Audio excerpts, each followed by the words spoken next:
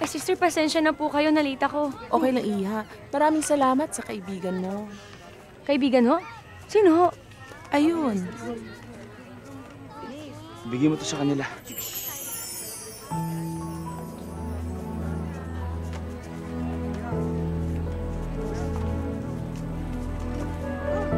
Paano mo nalaman to? Ako pa. Makabilidad ako eh. Teka, ba't di mo sinasagot yung mga text ko?